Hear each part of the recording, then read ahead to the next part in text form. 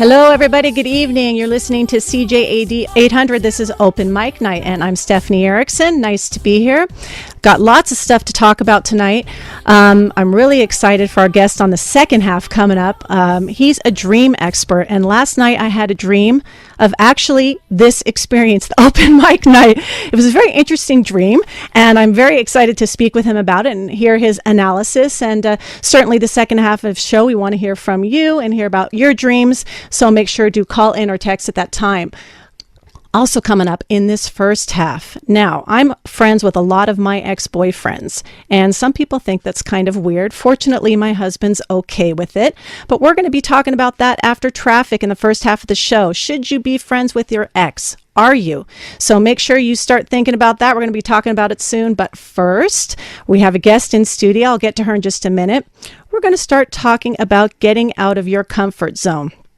Welcome to my life, getting out of your comfort zone. I'm someone who has anxiety, pretty significant anxiety. Some days it's quite paralyzing. Yet here I am at Open Mic Night, always getting out of my comfort zone. This is maybe a stretch for a lot of people. I realize that getting out of your comfort zone for some might be, going to a restaurant and having dinner by yourself.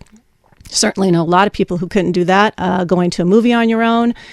For my son today, it was going up and talking to an author at Salon des Livres. It was very, very uncomfortable for him. Some people, it's starting a new business, leaving something that they loved to do or maybe didn't love to do and having to break off on their own. So certainly that's getting out of your comfort zone is not easy for a lot of people. And I'm very excited today to have a guest in studio, Shari Rabinovich. She is an HR specialist and a career coach, and she's here to talk about getting out of your comfort zone. So Shari, first tell me, is it really that hard for everybody? I mean, I do a lot of stuff and I'm always pushing the boundaries, flying on the trapeze, jumping off the platforms, very scary, out of my comfort zone. Moved from California to Montreal. As I said, Open Mic Night. Is it hard for everybody to get out of their comfort zone, or some people just made to sort of push themselves? I think some people are just inherently adrenaline junkies. And so it's a natural thing to fly, get those now wings you're speaking out. My language, fly. Yeah. See, and I hate flying, and I do it because I'm not going to let it cripple me to the point where I can't enjoy my life. Yeah. And that's not the example I want to set for my children. So I get outside of my comfort zone and I get on a plane and I take a deep breath and I do it. But I think sometimes for some people, they are so crippled by the fear of the unknown, of failing.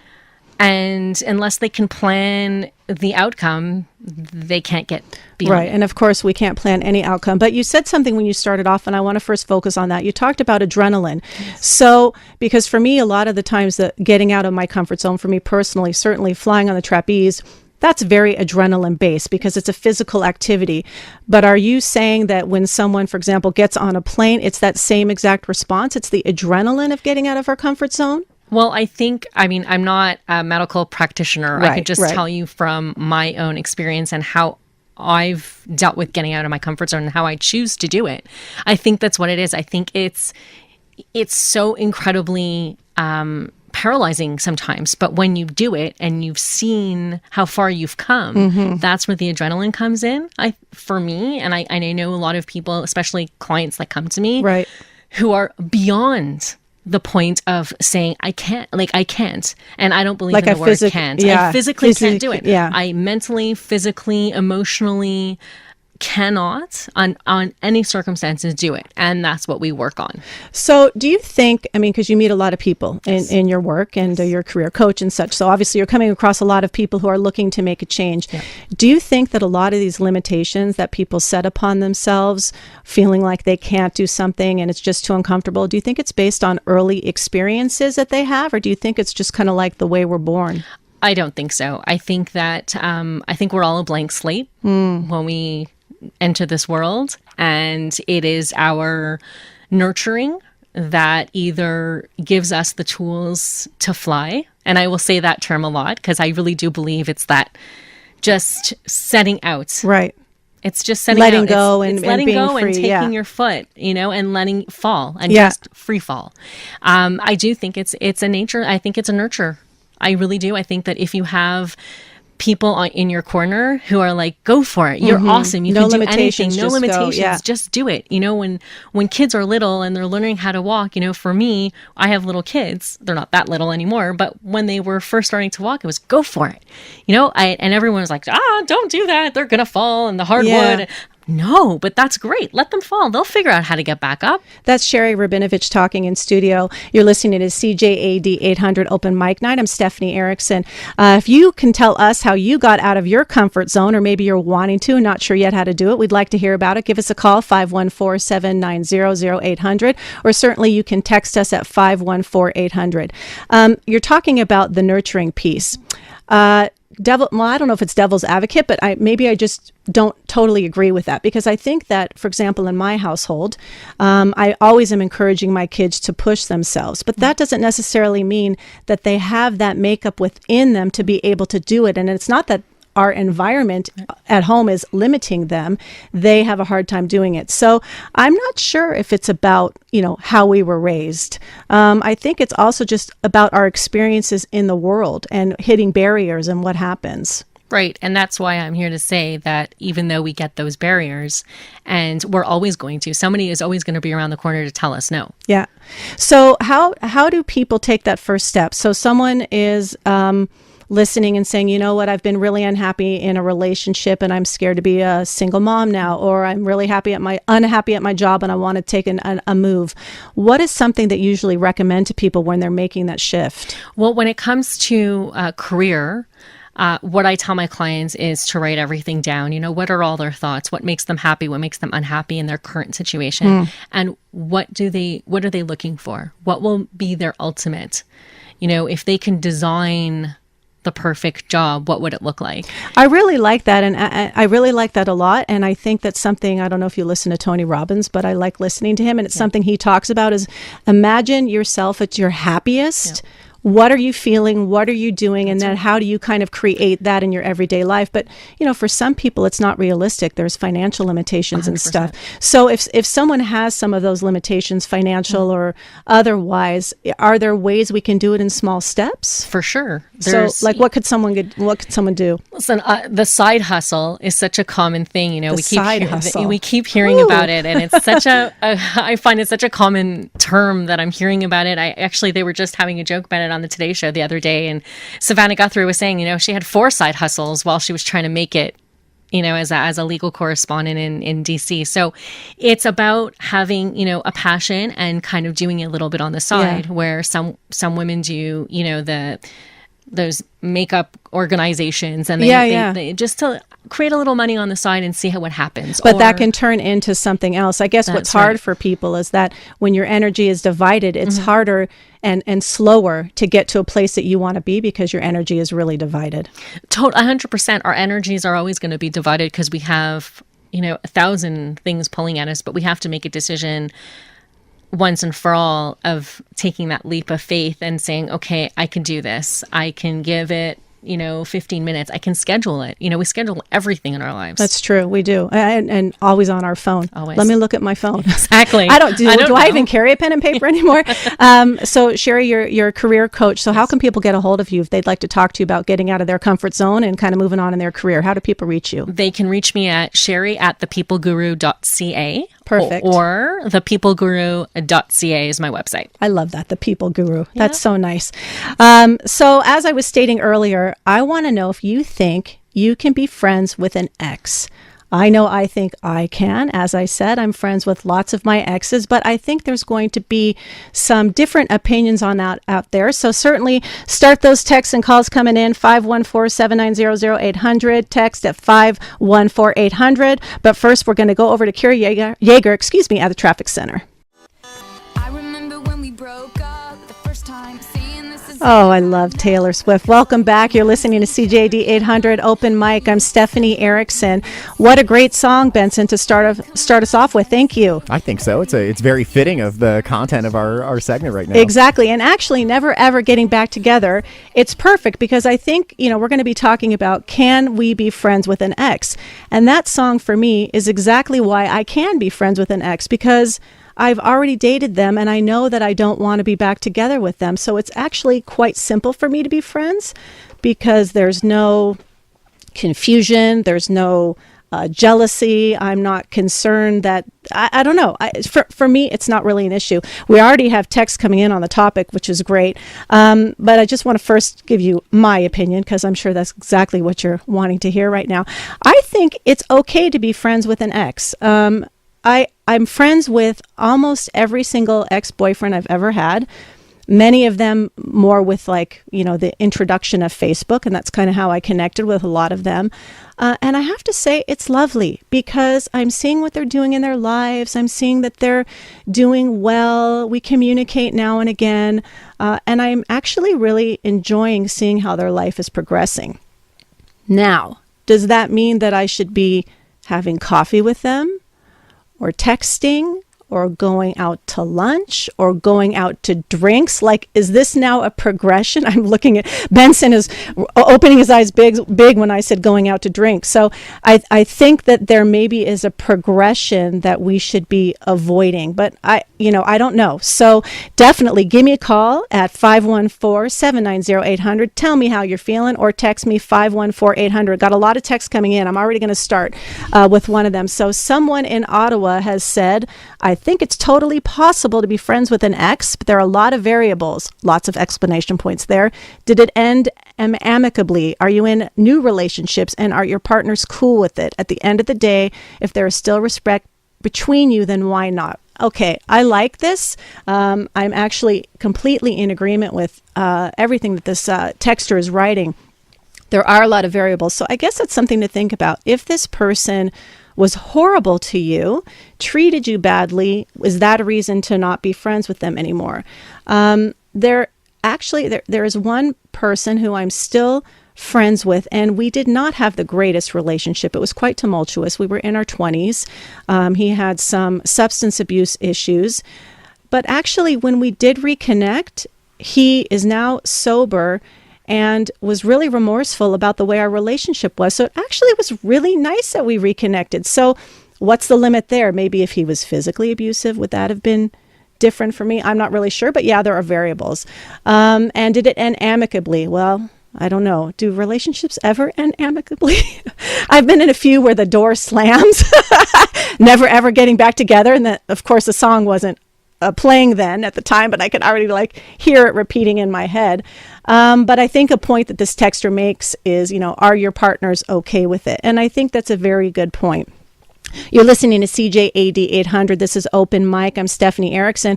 We're talking about if you can be friends with an ex. Okay, let's get to another texter that we've got here. Friends with an ex. Depends on how serious, how long the relationship was. Did you live together? Did he cheat on you? Then definitely no to both. Did you go out for a few weeks but never slept together? Then yes. Okay, so for this person, it was about the level of intimacy. Another interesting point. So I'm curious, why does it matter if we actually lived with someone or not? Because to me, if you're living with someone, you actually have some pretty meaningful experiences with this person. So why not continue on in a friendship when you were closer? What do you think, Benson? Do you think that makes a difference? I don't know. I've never cohabitated with an ex before, with anyone I've been in a relationship with, and there are people that I've dated that I would absolutely not continue to be friends with. Okay, anymore. So tell me why. Is it because it was, well, not all the details. Don't give out any names, please. But is it just because it was a negative experience? Yeah, or I mean, it depends. So much of it, like all these texters are saying, so much of it depends on the specificities of the situation. I can the example that I can think of off the top of my head. I was dating someone about a year ago. I was dating someone for a couple of months. We started dating end of November, early December, and dated until early February. And I don't know if you use Instagram, but you can send these. We do all the time. Good, same. But you can send direct messages over Instagram. So I got broken up with by him over a direct message on Instagram. Okay, so then it's like this. One of the texters was saying it depends on how it ended. So I guess if someone was showing that kind of disrespect, because to me that's pretty disrespectful. If you have a relationship, I mean, even if you go out to coffee a few times, I still feel like you should say to the person, thanks, but I'm not interested. So I guess then it does, a bit depend on how it ends. I want to get to another one of these texts. So someone writes, "Hi, Stephanie, depends what you mean by, quote, friends. If it means going out with them on a regular basis, then it becomes a bit weird, especially if they think it's a date and you don't." That is a very good point. So, okay, so what, you catch up with you have a coffee and you catch up like once a year, or like every week you're meeting the person for coffee? Okay, that's kind of borderline. I'm hearing what they say. Someone else writes, "Friends with exes. If you have kids, it is definitely best to be friends with an ex if at all possible. The children will really appreciate you being a team." Now, that's a very good point that I didn't even mention, because fortunately I'm still married. I don't have to be friends with my ex, and I hope, I am friends with my husband. I hope that I don't have to be friends with him as an ex. That's what I meant to say. But that is a very, very good point, because if you have children, it's only a benefit to them to see their parents getting along. And I have to say, my husband and his ex-wife did an amazing job co-parenting their children. I don't know if I would call them friends, but they were definitely friendly all the time. And I think it is really important when you have children to do that. It was really good. Something that's interesting to me to think about, I kind of was talking about it before, is, we share such special moments with this person, and they bring value to our life for a period of time. Why would we not want that to continue? Like, why is it the norm that you break up with someone and then they're out of your life?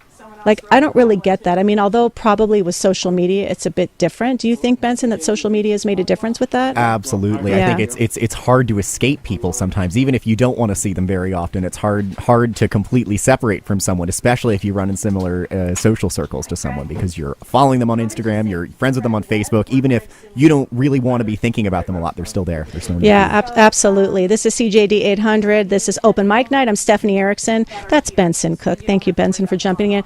There's a lot of texts coming in. Boy, lots of people have opinions about this. So someone else writes, "I think there's a big difference between acquaintances and friends. I don't spend time with any exes on a regular basis, but keeping in touch and wishing well 100%. Okay, so that's a very good point, and I think that's what I was mentioning is, connecting with someone on Facebook, seeing how they're doing, how their family's going, oh, I like your son is cute or whatever, what a great picture. That is different than like going out for drinks every single night. Do you still have relationships, but friendships with your exes, Benson, where you're going out with them for coffee and stuff, or no? I think there's a difference between being cordial and being friendly, right? Yeah. So there's you run into someone at a party and you're like, "Oh, hey, how are you?" To me, that's not being friends. That's just not being a terrible person. And that's just par for the course when you live in the same city as people that you used to date. Yeah, that's true. And I threw this out on social media actually before tonight to see what some people would say. And I got 5 or 6 responses, and pretty much everybody said yes. Yes, you can be friends with an ex, but one of the common denominators was that your current partner has to be in agreement. And that's something that wasn't really coming up with these texts coming in, but it's definitely something, at least in my relationship now. My husband knows every single person I'm friends with, my exes included. So I guess that's why it's not weird and we don't have any issues. So I think that's something to consider, is that we can't be lying about it. And if you're lying about being friends with an ex, it's telling you something, in my opinion, about your current relationship or about yourself. And I don't think that's something that we would want to do. What do you think, Benson? I think that we can even extrapolate that and say, if you're lying about most things to your partner, whether or not it's I'm friends with someone that I used to date, I think that in most cases, if there's any sort of deception with the person that you're currently in a relationship with, it's a problem. Yeah. So it's a problem then that my husband doesn't know I'm here right now? Well, that's a little bit different. I did say most things. I use that qualifier. Yeah, of course, we're on Facebook Live, so he's going to probably find out. I don't know if you heard about this, Benson. It went viral a couple weeks back. There was a woman who was riding a bike and the Trump motorcade went by, and she gave the Trump motorcade the finger, and then subsequently got fired from work. And we're going to talk about that in the second half of the show, because I'm very interested to hear what people's opinion is. Not about Trump, please, let's not make this about Trump, but about, should the employer be involved in your personal life and be able to make an employer decision based on that. And also, right after traffic, really excited, I'm going to talk about the crazy dream I had last night about this open mic session. We're going to have a dream expert in, Craig Webb, and I'm really excited for that. But first, we're going to head over to traffic.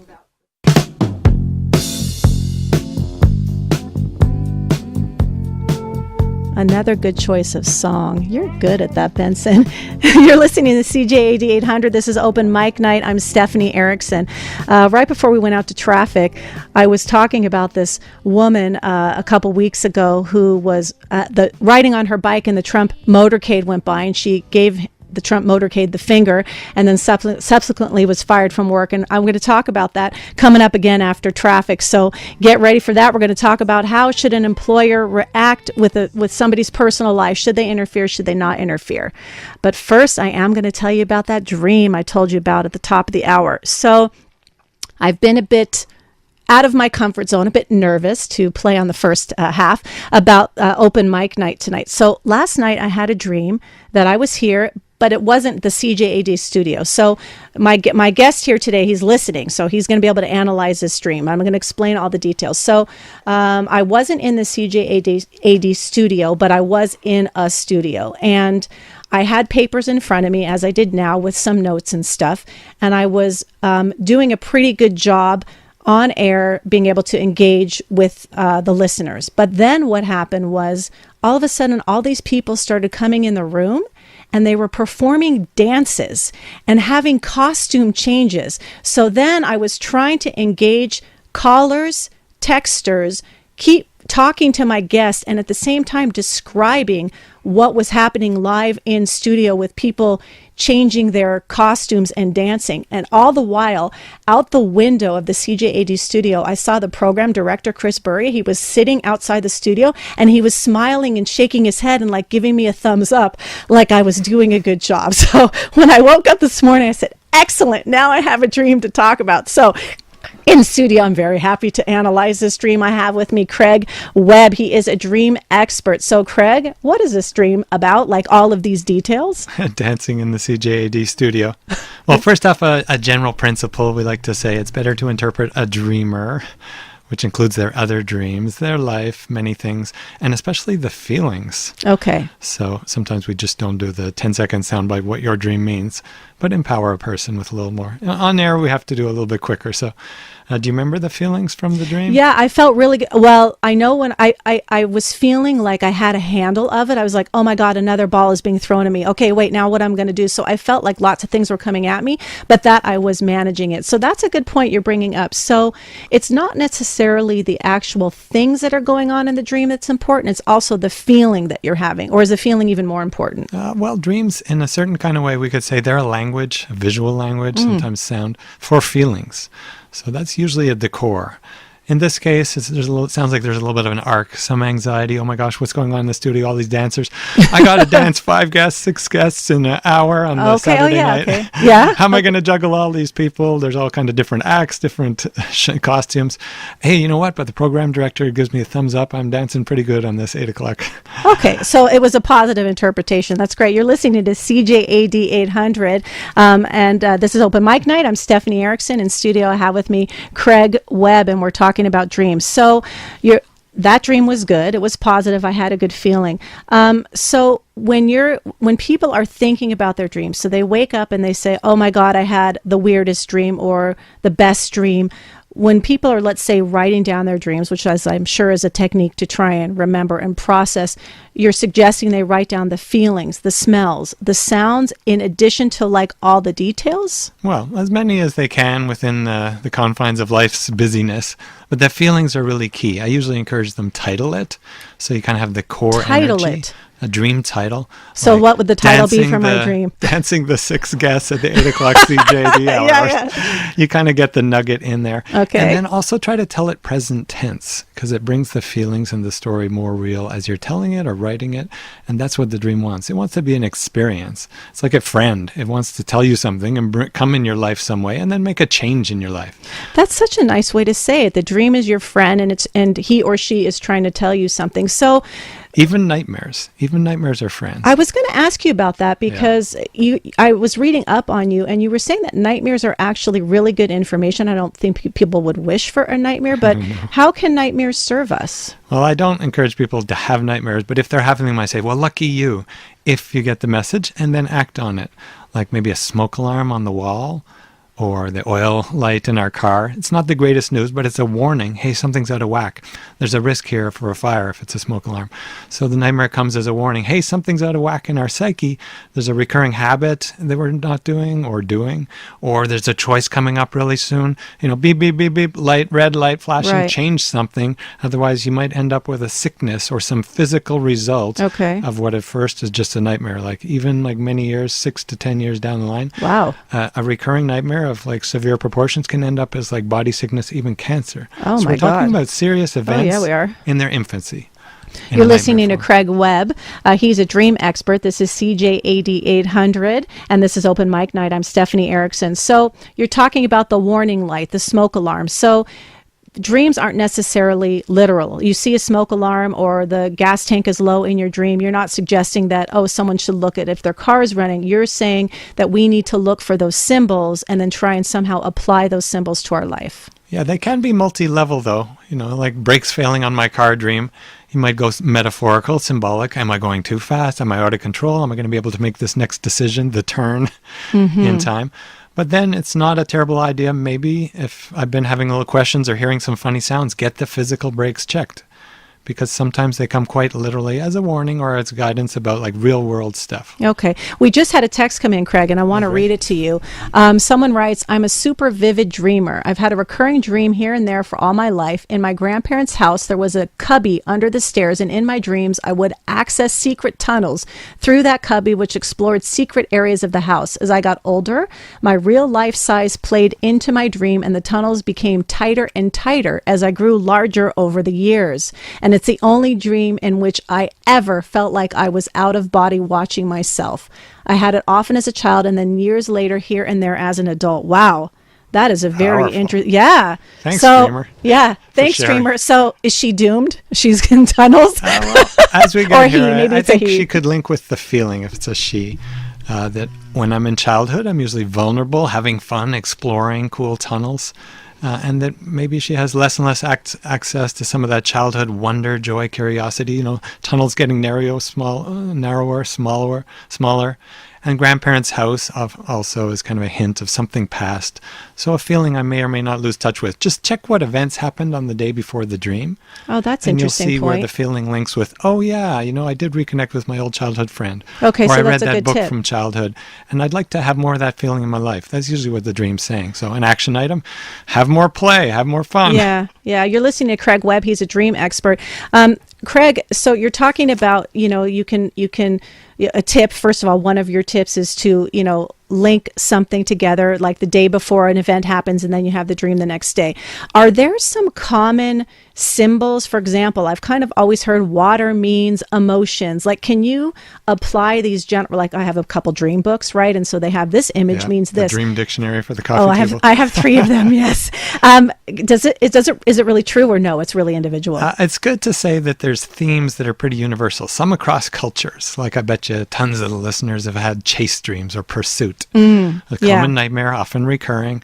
What in my psyche did I run away from when I was little that's wanting to come back? Something chasing me.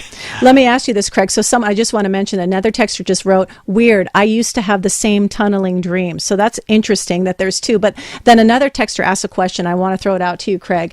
Why can't we always remember our dreams, even if we remember dreaming? That is such a good point, because sometimes I wake up and I know I had a dream, or in the middle of the night, I'm aware I'm dreaming or something, and then the morning comes, I'm like, I forgot. Yeah. Why is that? Well, quick point about the tunneling, exploring the subconscious, right? Below the earth level, out of sight. So often dreams are about exploring the subconscious. But recall dream, that's a whole big topic. Check out dreams.ca, the website. It's got some great tips. It's a nonprofit foundation. How to recall dreams, what nightmares, what you can do with them, etc. But just quickly here on air, think about it as a friend that you want to start inviting more into your life. And at first, it's kind of somebody who doesn't visit too much or you don't see them too well. Right. And if we keep all Or the someone shows up uninvited. the nightmare. If we keep the physical senses low, like wake up not to an alarm, just by a body intention, which we can do, to the exact minute, and try to wake up with our eyes closed, or if not, just close them. Same position we woke up in, or if we moved when we woke up, just roll back, and you'll find the dreams come clearer and stronger. And then move to the thought, which is a bit new for many people. Not just what does it mean, but what does it want? Oh, that's amazing. So, Craig, how can people get a hold of you if they want to maybe even have a dream analysis or interpretation from you, meet with you? How do people get in touch with you? Well, certainly check out applieddreaming.com with 2 Ds in the middle. That's all about classes and websites or different courses that are online. And then if they want to see a new book that's got dreams of tunneling and many other famous musicians and all their dreams, up to 20 Grammys, dreamsbehindthemusic.com. Awesome. Thanks a lot, Craig. Pretty soon, right after traffic, we're going to be talking about employers and should they be interfering with your personal life or not. First, we're going to head over to the traffic center.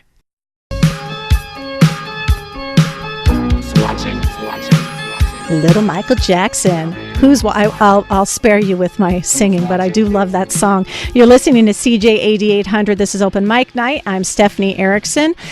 Did you hear the story, or maybe you saw it on, social media? That's how I came across it. A couple weeks ago in Virginia, a woman by the name of Julie Briskman was riding her bike very peacefully, and the Trump motorcade came by her.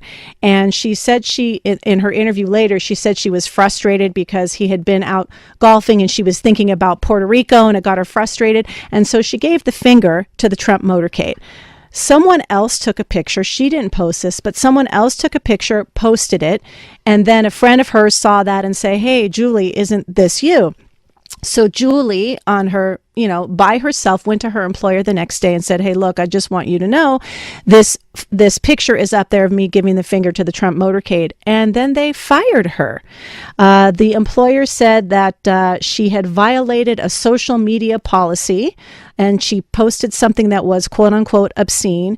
And of course, she's totally frustrated because she said she wasn't even at work when she did that. She wasn't wearing any work gear or anything like that. But the employer decided that what she did in her personal life apparently affects her work and fired her.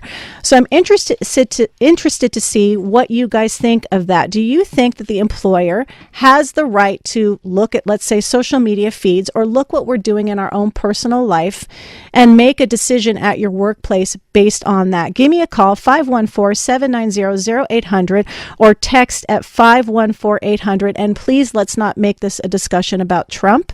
Let's try and stick with employers because the discussion of Trump could go a whole nasty level. So let's stay away from that. But, I have to say personally, I find this very disturbing to think that someone could look at my personal life and then make a decision about my work life.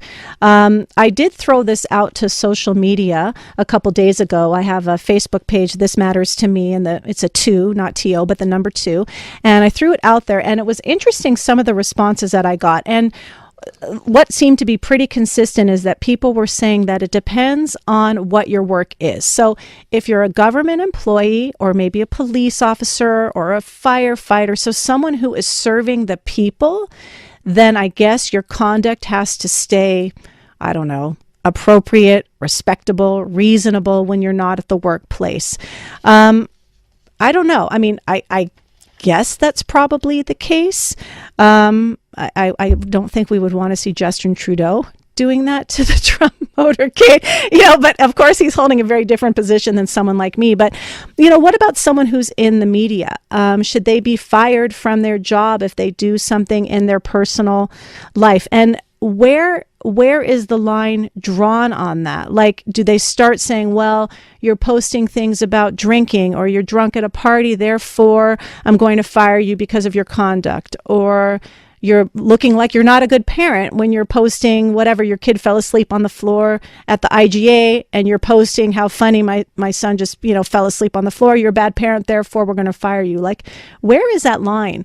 Benson, you're nodding your head. What do you think? I think that so much of it is situational, right? So I as a member of the press, in my capacity on the other side of the glass as a journalist, I shouldn't be out there disrespecting elected officials. That goes against the responsibility that I hold as a member of the press who's supposed to relay information to people. Mm-hmm. Similarly, if you're a pediatric nurse, you probably shouldn't be posting about things that suggest that you're a bad parent. I think that a lot of it is situational in terms of how it applies to how you do your job. Yeah, I would say that I would agree with that. So we've already had a couple texts coming in. Somebody first is telling me that it was Rockwell and not Michael Jackson, that song. But Michael Jackson does sing the chorus in there. Yes, it's Rockwell, but Michael Jackson sings the chorus, so I'm a Michael Jackson expert. I'm going to correct you right back. He is in there, but yes, it's a Rockwell song. Okay, someone writes, it's tricky because it should be within our right to do as we see fit off hours. But to some degree, I also see how in some jobs we are representatives of the company and can reflect poorly on them. Slippery slope for sure. I'm not sure that anybody has the real answers there, although I heard in the States there are some laws where you can be fired no matter what, but I don't think we have those laws here in Canada. I'm not sure. You're listening to CJAD800. This is Open Mic Night. I'm Stephanie Erickson. We have another texter coming in saying she wasn't at work and wasn't representing the company. She shouldn't have been fired. So that's someone actually giving a very strong opinion. No, she shouldn't have done it. I'm going to read you, Benson, some of the things that people wrote also that I saw on social media. So someone said, again, I'm on the fence. Yes, it's sad to think that something in our personal life can affect our jobs, but hasn't it always been that way? This is a perfect example of what I try to teach my kids regarding social media. Once you put it out there, you can't take it back. That is so true. That is so true, because once it's up, that's it. And I actually think about that as I'm getting more and more into the media. I think about that. What am I liking on a page? What am I posting? So the social media connection, I can definitely feel that, and I would agree with that. You can't take it back. But at the same time, aren't I allowed to be my own person? Like, do I always have to be what the company wants? We got a lot of texts. Oh, I guess this is about Trump. Someone just wrote, I would have done the same. Okay, so what, Benson, you're laughing. Well, I just want to add in, as someone who grew up in the States and who grew up near Washington. Oh, I'm American too. Oh, I'm from Delaware. Okay, I'm from California. Okay. Opposite coast. But, so often, I'm from Joe Biden's home state, and the presidential motorcade rolled through where I was from quite a bit. And yeah, it gets frustrating even if you happen to agree with someone who occupies high office, even if you agree with them politically. It still gets frustrating because those presidential motorcades are huge, and they can seriously interrupt your daily life. And so I mean, I don't know if I would have flipped off a motorcade, but I understand people have a right to be frustrated when it comes to something as big as that, whether or not you agree with them politically. Yeah. No, I see what you're saying there, but I think that employers have to, I mean, I don't know, are there laws that we should have, or I guess policies, but I don't know that an employer should be going on my social media feed. And maybe a way around that is that we don't friend people that we work with. I mean, that would definitely be a way around it. But I guess like in this woman's case, this Julie Briskman, she didn't post it. Someone else posted it. So, I mean, this one person had wrote in the social media when I put it out there a few days ago, that's what she teaches her children. But at the same time, you can't control what other people do. So what do we have to like walk around being petrified all the time that our employer is going to see what our behavior's like? I don't know. What do you think? I think that's very Orwellian. I think that sounds very much like 1984, that someone's always watching you. Yeah, well, just like that song. And again, I have a correction. It's Rockwell featuring Michael Jackson. Okay, I agree with that. It's Rockwell featuring Michael Jackson. Sorry about that. We'll talk about that on our next show. I want to say something else that someone also wrote through social media. The person said it's on their own personal time, but as an extension of one's employer, I can see how business can be negatively affected by the blurring of those lines. I mean, I don't know how we get by this, because social media is it. Everything is out there now, and I don't know what we can do or not do without our employers knowing about it. I mean, I know that my husband will say to me that because I'm connected with his boss's wife on Facebook, and his boss is like, oh, you guys went such and such this weekend. And it's true. Everybody sees it, everything that we're doing. We just got another texter. I'm going to read that they wrote, she was fired based on a policy about posting to social media. So if she posted it and her contract included that policy, then she broke a policy she agreed to. But if she didn't post anything, so it actually doesn't fall within the policy. Okay, so that's an interesting point that we were just talking about, Benson, is someone else can post even if it's not you. Absolutely. And someone can take a picture of you, whether you're doing something, Yeah, and I mean, I guess, they should be asking permission and stuff before they posting, but nobody does. I think we do that when it's kids. Like if I take pictures of my children's friends, I will ask their parents first before I post something on social media. But I mean, it's true. You cannot control anything, huh? No, you cannot. I know. So I guess the moral of the story is nobody has the answer. For certain. Yes, be careful what you do. Your employer, Big Brother, is always watching. Just as Rockwell featuring Michael Jackson says, your employer is always watching you. If anyone wants to learn more about me, this has been great on Open Mic. Thank you all for listening. If anyone wants to learn more about me, you can go to my Facebook page for work, which is This Matters to Me, and the 2 is the number 2, not T-O, and you are welcome to follow my page. I'm posting lots of stuff that I'm doing for my work. And thank you, Chris, for coming in. My production partner is here and he's filming this. Thank you very much, Chris. And thank you to you also, Benson. Hang in there. We're going to head over to the news center. And after that, you're going to hear the best of the Aaron Rand Show.